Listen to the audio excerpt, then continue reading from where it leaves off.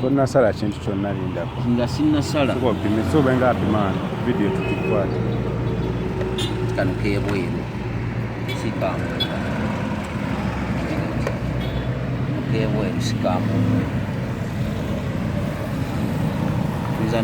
Nzano okusokoli. Nzano lisala. Piki banna. Nzano lisalako. Nyate ngebbaati lino olina olibala nga liyiseeko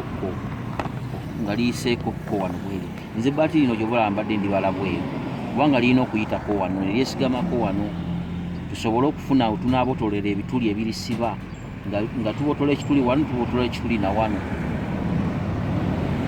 Tegeera naye gundi eringiza. Eki Gundi eri okukwata obulungi adde eringiza.